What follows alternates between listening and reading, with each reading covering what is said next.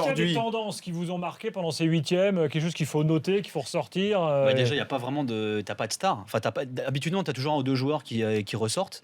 Là, alors bon, forcément, on en fait beaucoup parce que c'est la belle histoire, l'Islande, le collectif, mais c'est vrai que c'est un peu symbolique de ça. Je veux dire, on attendait Lewandowski, on l'a pas encore vu, j'espère qu'on le verra pas d'ailleurs. Cristiano Ronaldo, bon, finalement, il a fait un très bon match, même si c'est vrai qu'il avait été présent contre l'Autriche, il l'avait pas marqué.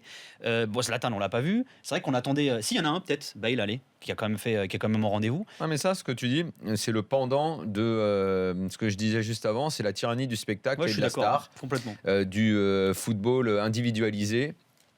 Et moi, je suis pas mécontent quand on en sort.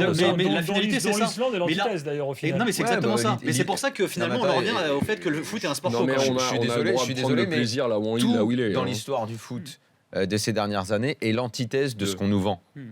L'Espagne, championne du monde, je suis désolé, elle n'a pas eu de ballon d'or dans son rang. C'était juste un collectif extraordinaire. L'Allemagne. Non, mais t'as des individualités qui se dégagent, Daniel, quand même souvent. Pas dans le sens. T'as des individualités qui se dégagent. Il y a 2 ans, t'avais Rames, tu vois.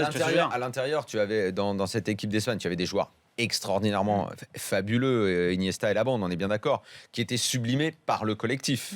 Voilà.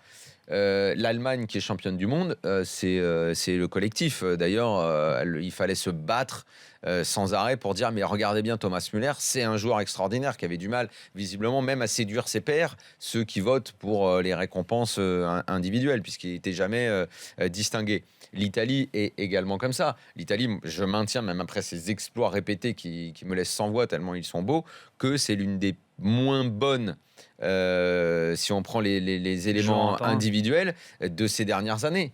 Sauf que collectivement, par le biais de son entraîneur, et c'est ça, moi, je trouve l'autre tendance du foot en ce moment, c'est la façon qu'un entraîneur a d'être écouté, de passer son message, de transcender son équipe et d'avoir une personnalité forte.